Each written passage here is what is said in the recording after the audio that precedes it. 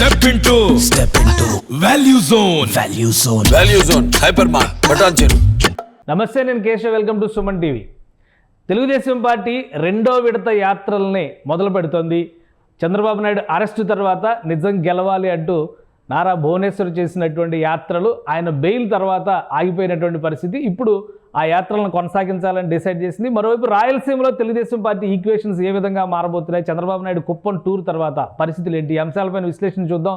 మనతో పాటు ఉన్నారు టీడీపీ నేత బొజ్జల సుధీర్ రెడ్డి గారు. సుధీర్ రెడ్డి గారు నమస్కారం. నమస్కారం సార్. సుధీర్ రెడ్డి గారు, ఏంటి కుప్పం విజిట్ తర్వాత, చంద్రబాబు నాయుడు గారు కుప్పం వచ్చి వెళ్ళిన తర్వాత పరిస్థితి ఏంటి, అలానే మీ ఉమ్మడి చిత్తూరు జిల్లా కావచ్చు, రాయలసీమ శ్రేణుల్లో ఉన్నటువంటి ఆసక్తి ఏ విధంగా ఉంది? సార్, మా సార్ వచ్చి పోయిన తర్వాత మాకు 15 రోజులు ముందుగానే పండగ వాతావరణం నెలకొన్నది. ఇక్కడ రాయలసీమ మొత్తం ఇంకా పసుపుమయమయ్యి బ్రహ్మాండంగా మేము కూడా ఫుల్ జోష్లో ఉన్నాం. రాబోయే తెలుగుదేశం పార్టీ రాబోయేది మరి మా చంద్రబాబు నాయుడు గారు అతి త్వరలో ఇంకొక 100 రోజుల్లో ముఖ్యమంత్రి కాబోతున్నారు. బ్రహ్మాండంగా మేము ఎక్కడ కూడా తగ్గకుండా మేము కూడా ఇప్పుడు మీ మీ మీ సుమన్ టీవీ ఎప్పుడైతే నడుస్తుంది, దీంట్లో మేము కూడా ఒక ఊర్లో కుగ్రామంలో మేము క్యాంపెయినింగ్ చేస్తున్నాం. డోర్ టు డోర్, ఇంటింటికి మీ బొచ్చడానికి క్యాంపెయినింగ్ చేస్తున్నాం. దీంట్లో మరి బాబు గారు వచ్చిన తర్వాత ఎంతో మంది కలవడం జరిగింది. అట్లనే కుప్పంలో కూడా ఒక పండగ వాతావరణం ఏర్పడింది. మొత్తం అక్కడ కూడా మరి 1,00,000 మెజారిటీ, లక్ష అని పెట్టి అక్కడ కంచెల శ్రీకాంత్ కూడా ఉన్నారు, అక్కడ పెట్టారు ఇన్ఛార్జ్ గా. వారు కూడా కష్టపడుతున్నారు. అలానే సార్ రావడం అని అక్కడ చాలా మంది జాయినింగ్స్, కొత్త వాళ్ళు రావడం అనేది మొత్తం ఇక్కడ రాయలసీమలో మొత్తం వాతావరణం చల్లబడ్డది, మారింది బ్రహ్మాండంగా. ఏంటి 1,00,000 మెజారిటీ అని కొత్తగా వ్యూహం మార్చారు మీరు. ఆల్రెడీ అసలు కుప్పంలో గెలుస్తారా గెలవరా ఓడిపోతారా అని చెప్పి అధికార పార్టీ హడావుడి చేస్తుంది. మీరే 1,00,000 మెజారిటీ టార్గెట్ పెట్టారు. Is it possible? సార్, ఇప్పుడు ఏవి పని చేయలేనాడు, ఏవి పనికి మారవాడు మాడేది ఒకటే. ఇప్పుడు గిన్నెలో 4 రాళ్ళేసి తిప్పితే గలగల సౌండ్ తప్ప ఏం వచ్చేది లేదు. కాబట్టి ఇదే రకంగా ఈ వైసీపీ నాయకులు చేతగానోళ్ళు, డబ్బులు లేవు ఖర్చు పెట్టేదానికి, మొత్తం నాశనం చేసి పెట్టేసినారు. డెవలప్మెంట్ లేదు, ఏదో ఫ్రీ బీస్ అని చెప్పి ఆడాడ కొద్దిగా ఏదో వర్ష చినుకులు పడ్డట్టు అక్కడక్కడ ఇస్తున్నారు. కానీ ఎక్కడ కూడా వీళ్ళు ప్రాపర్ గా ఈ నవరత్నాలు అనేది ఎక్కడ కూడా ఇదే పరిస్థితి. ఇప్పుడు మీకు తెలిసిన విషయమే. మీకు మీ మీడియా ఏంటంటే అన్నింటిలో ఫ్రంట్ ఫేస్ లో ఉంటది, బ్రహ్మాండం తెలుస్తుంది. ఇప్పుడు వరకు జీతాలు ఎక్కడ ఇచ్చారు సార్? ఆంధ్రప్రదేశ్ జీతాలు లేవు, బాడులు లేవు, ఏమీ లేవు. అసలు శ్వేతపత్రం రిలీజ్ చేయమంటే అసలు శ్వేతపత్రం అర్థం కూడా తెలియని పరిస్థితి ఈ రోజు గవర్నమెంట్ ఉంది. డెవలప్మెంట్ అనేది చిన్నది కూడా లేదు.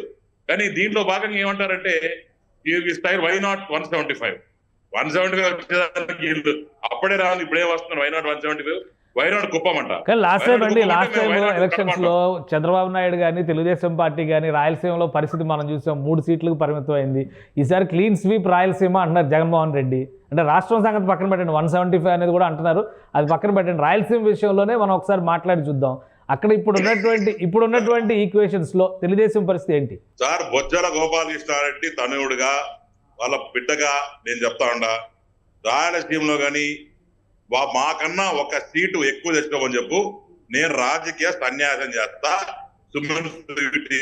సాక్షిగా. మీరు అప్పుడే సన్యాసం దాకా వెళ్తే ఎలాగా కెరియర్ స్టార్ట్ అయిందే last time. I'm so confident that I can give commitment. I'm not giving all false committed like false people. ఎందుకంటే గ్రౌండ్ రియాలిటీ చూసి చెప్తా ఉన్నాం. నేను దగ్గర 8 నెలల నుంచి నేను ప్రతి గ్రామము, ప్రతి ఊరు, ప్రతి ఇల్లు తిరుగుతా ఉన్నా. వీళ్ళు చేసిన డెవలప్మెంట్ శూన్యం సార్. ఒక రోడే లేదు, ఒక ఇల్లు లేదు, కనీసం సైడ్ కాలవల్లో చెత్త ఎత్తలేదు, ఎక్కడ పట్టిన పందులు, కుక్కలు. కనీసం పాత కాలంలో ఫాగింగ్ చేస్తున్నాడు. ఆ ఫాగింగ్ చేయకపోతే కనీసం ఈ దోమలకి ఏమన్నా సచ్చేటివి. ఆ రోజు దోమలపై దండయాత్ర అని, ఏదో ఈ దండయాత్ర అనేది నిజంగా ఫన్నీ వర్డ్, ఐ అగ్రీ. దోమలపై దండయాత్రలు పెట్టి చరవాడ పెడితే దాని గురించి అవహేళన చేసి, దాని గురించి జోకులేసి, ఈ రోజు దోమలని మన మీద దండయాత్ర చేసే పరిస్థితి. రైట్. మరి భువనేశ్వర్ గారు మళ్ళీ ఏంటి ప్రజాక్షేత్రంలోకి వెళ్ళాలనే ప్రయత్నం, ఈ యాత్ర మొదలు పెడుతున్నారు. ఏంటి సడన్ గా మళ్ళీ ఈ డెసిషన్ ఎందుకు తీసుకున్నారు? ఎందుకంటే నిజం గెలవాలి అన్నారు, గెలిచింది అని చెప్పినటువంటి కాన్సెప్ట్ తో యాత్రలు ఆగిపోయినాయి. మళ్ళీ ఇప్పుడు యాత్ర మొదలు పెట్టాలనే ఆలోచన ఎందుకు తీసుకుంది పార్టీ? సార్, ఇప్పుడు సింపుల్ విషయం ఒకటే సార్. నిజం గెలవాలి, నిజం గెలిచింది.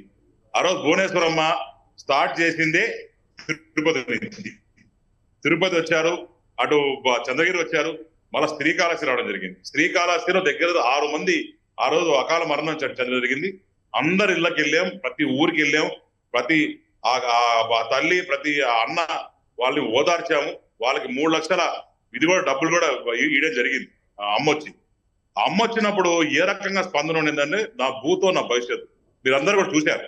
ఏ రకంగా కాళాస్తిలో వచ్చారు, అందరూ ఏ రకంగా ఆవిడ రిసీవ్ చేసుకున్నారు, ఏ రకంగా ఆ ఇంట్లో చనిపోయినా కూడా వాళ్ళ ఇంట్లో బాబు గారు అంటే ఒక దేవుడు లాగా, ఒక అన్నలాగా, ఒక తమ్ముడు లాగా. ఎందుకంటే బాబు గారు వల్ల ఎన్నో కుటుంబాలు బాగుపడ్డాయి సార్.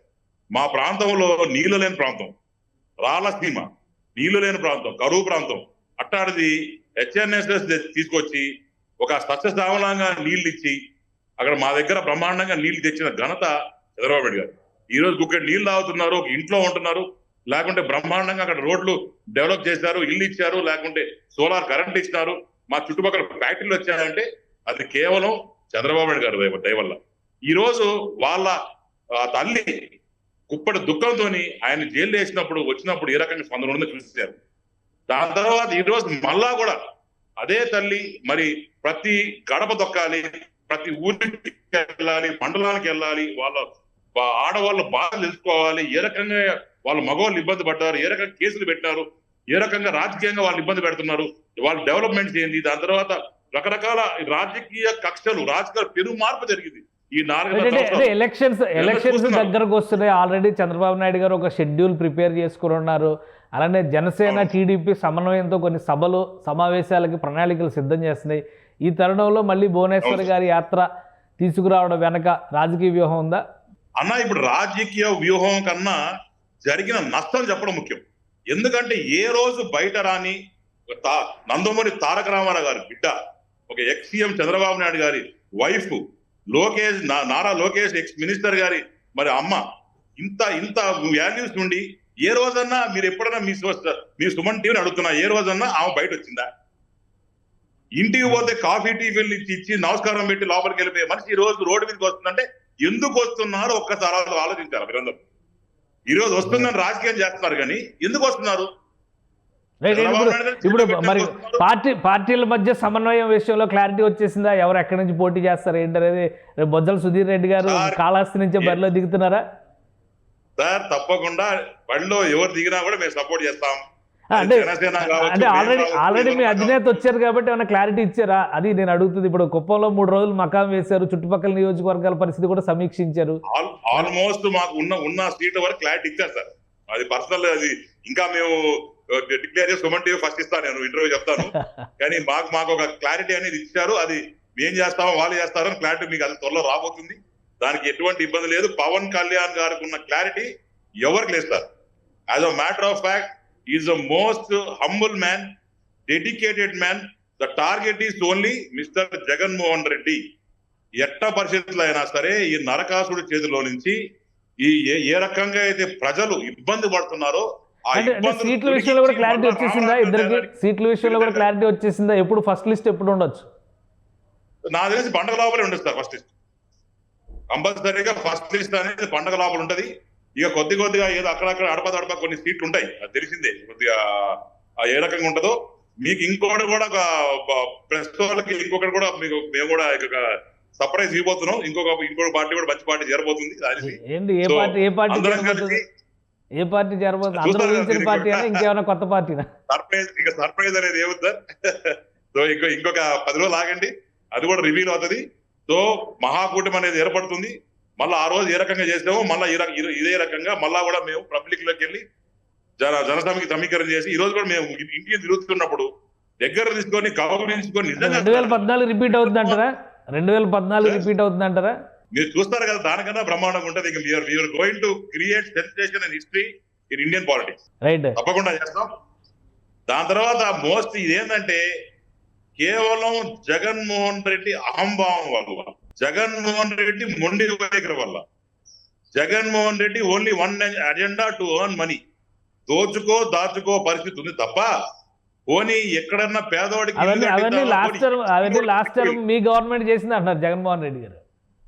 సార్ లాస్ట్ టైం మీ గవర్నమెంట్ చేసింది ఈ పని అంతా అంటున్నారు జగన్మోహన్ రెడ్డి గారు.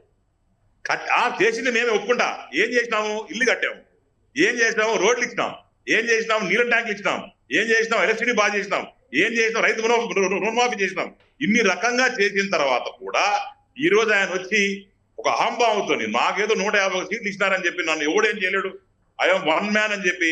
ఇక్కడ ఇంకోటి మాట చెప్పాలి సార్, నేను యాక్చువల్లీ రాజశేఖర రెడ్డి గారి ఫ్యాన్, నేను ఓపెన్ చెప్తాడా. ఎందుకంటే ఆయన మహానుభావుడు ఎంత బాగా చేశాడో, పేదవాడికి ఏమేం చేశాడో అందరూ చూసాం. He became a god for poor people, but this Jaganmohan Reddy became a god for poor people. It's a clarity, there is no doubt about it. వచ్చే కాలంలో చూస్తున్నారు ఏ రకంగా మరి జగన్మోహన్ రెడ్డిని భూస్వాదం చేస్తారో. ఇంకా రాబోయే కాలంలో కూడా ఒక ముఖ్య నాయకురాలు కాంగ్రెస్ జరబోతా ఉంది, ఆమె వచ్చి కూడా ఇక్కడ పార్టీలో మరి ముఖ్య నాయకురాలు కాంగ్రెస్ పార్టీలో చేరితే రాయలసీమలో ఈక్వేషన్స్ చాలా మారిపోతాయి అంటున్నారు. మరి మీరు అది కూడా ప్రిపేర్ అయ్యి ఉన్నారా? 100% మాట ఎందుకు మారో సార్, అదే నాయకురాలు వచ్చి అదే పార్టీలో మాకు మనిషి కోసం కష్టపడి కింద మీద పడి బాణం, ఈ బాణం అటు ఆ బాణం ఇటు వాడాడు. తర్వాత ఆ బాణం మళ్ళా వస్తుంది. ఆ బాణం ఎవరు గుచ్చుకుంటుంది అంటారు? ఆ బాణం ఎవరు గుచ్చుకుంటుంది అంటారు? పవన్ కళ్యాణ్ గారు ఏమో ప్రభుత్వ వ్యతిరేక ఓటు చీలనేమని అంటున్నారు. ఆ బాణం వస్తే ప్రభుత్వ వ్యతిరేక ఓటు చీలుతుంది అనేటువంటి భయం కూడా ఉంది. ఏమంటారు దానికి? ఎక్కడ కూడా ప్రభుత్వ వ్యతిరేక ఓటు చీలే పరిస్థితి లేదు సార్. ప్రజలు కూడా ఇప్పటికి అర్థమైపోయింది సబ్జెక్ట్ అంతా ఏందో. కంపల్సరీగా వచ్చేది తెలుగుదేశం పార్టీ ప్రభుత్వము. అది ఎన్ని సీట్లు వస్తాయని నేనేదో హుడాల మాటల్లాగా 175 వస్తాయో, 175కి మొట్టమొదటి కూడా తెలుగు లేనివాడు మంత్రి చెప్పినాడు. ఏమని 175 180 వస్తాయంట. ఇంకా 5 సీట్లు ఏం చేస్తారు అర్థం కాల. ఇట్లాంటి వాళ్ళు కూడా కాంగ్రెస్ మన వైసీపీలో ఉన్నారు. So we all have to look about the permutations and combinations, how they are doing it, sir. Right. Definitely in future it is going to be one and only party, that is going to be Janasena and TDP together. Right, thank you Sudheer Reddy గారు. మీ అభిప్రాయాలు తెలియజేస్తున్నారు, క్యాంపెయిన్లో ఉండి కూడా మాకు time ఇచ్చినందుకు thank you. ఇది సుధీర్ రెడ్డి గారు చెప్తున్నటువంటి మాట. ఇంకో వైపు నుంచి తెలుగుదేశం జనసేన మధ్య ఒక స్పష్టత ఉంది. పవన్ కళ్యాణ్ ఎజెండా ఫిక్స్ చేయడంలో కూడా క్లారిటీ ఉంది. అతి త్వరలోనే మరొక కొత్త పార్టీ తమ కూటమిలో జాయిన్ అవబోతుంది అనేటువంటి మాట సుధీర్ రెడ్డి చెప్తున్నారు. ఇక పండగ తర్వాత జాబితాల విడుదల కూడా ఖాయంగా కనిపిస్తుంది. రాయలసీమలో తెలుగుదేశం పార్టీ పుంజుకోవడానికి కావాల్సినటువంటి ప్రాతిపదికని చంద్రబాబు నాయుడు పర్యటన ఏర్పాటు చేసిందన్నారు. కొంతమంది ఇప్పటికే బలంగా పనిచేస్తున్నటువంటి నేతలకి సీటు విషయంలో గ్యారంటీ ఇచ్చినట్టుగా సుధీర్ రెడ్డి చెప్తున్నారు. అలానే ఆయన రాజకీయ సన్యాసం చేయడానికి కూడా సంసిద్ధంగా ఉన్నాను, ఒకవేళ 175 సీట్స్ కనుక వైసీపీకి వస్తే అనేటువంటి విషయంలో ఛాలెంజ్ చేస్తున్నారు. ఇది సుధీర్ రెడ్డి గారి మనోగతం. మరిన్ని అప్డేట్స్ చూద్దాం. Keep watching.